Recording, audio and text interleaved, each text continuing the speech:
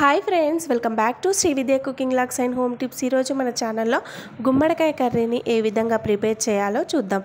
ముందుగా గుమ్మడికాయని నీట్గా శుభ్రపరచుకొని ముక్కలుగా కట్ చేసి పెట్టుకోవాలి. ఇప్పుడు గుమ్మడికాయ కర్రీని ప్రిపేర్ చేసుకుందాం. ముందుగా స్టవ్ మీద గిన్నె పెట్టుకొని గిన్నె హీట్ అయిన తర్వాత 2 టేబుల్ స్పూన్ ఆయిల్ పోసుకోవాలి. ఆయిల్ హీట్ ఎక్కిన తర్వాత ఇందులో 1/2 టీ స్పూన్ వరకు మెంతులను వేసుకొని మెంతులు దోరగా వేగేంత వరకు వేయించుకోవాలి. మెంతులు వేగిన తర్వాత అందులో 1/2 టీ స్పూన్ జీలకర్ర వేసుకోవాలి. జీలకర్ర వేగిన తర్వాత ఇందులో సన్నగా కట్ చేసి పెట్టుకున్న ఉల్లిపాయ ముక్కలను వేసుకోవాలి.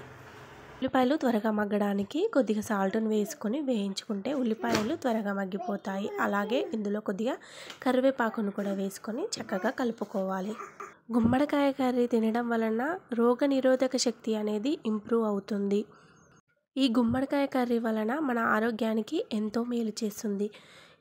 కరివేపాకు వేగిన తర్వాత మనం ముందుగా కట్ చేసి పెట్టుకున్న గుమ్మడికాయ ముక్కలను వేసుకొని గుమ్మడికాయ ముక్కలతో పాటు 4-5 పచ్చిమిరపకాయలను ఇలా నిలువుగా కట్ చేసుకొని ఇందులో వేసుకోవాలి. అలాగే ఇందులో 1/2 టీ స్పూన్ వరకు పసుపును కూడా యాడ్ చేయాలి.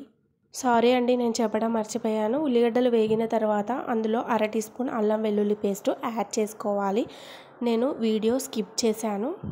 పసుపును వేసుకున్న తర్వాత ముక్కలు కలిసే విధంగా ఒకసారి కలుపుకోవాలి. అలాగే అందులో 1/2 టీ స్పూన్ వరకు ఉప్పును వేసుకొని మరొకసారి కలుపుకొని 5-6 నిమిషాల పాటు మూత పెట్టుకొని ఈ కర్రీని ఉడకనివ్వాలి.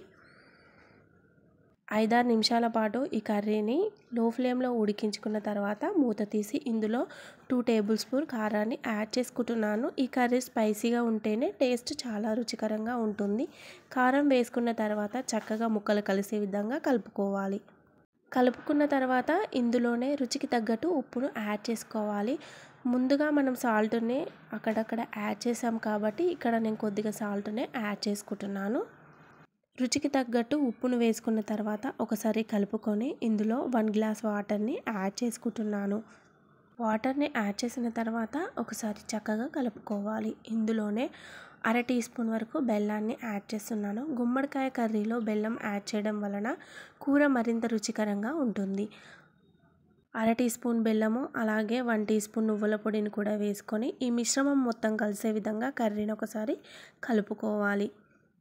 5 మినిట్స్ పాటు ఈ కర్రీని ఉడికించుకోవాలి. అంతే అండి, ఎంతో రుచికరమైన గుమ్మడికాయ కర్రీ రెడీ అయిపోయింది. కర్రీ గ్రేవీగా కావాలి అని అంటే ఇందులో కొన్ని వాటర్ని యాడ్ చేసుకొని ఒక 4-5 నిమిషాల పాటు మరొకసారి ఈ కర్రీని ఉడకనివ్వాలి.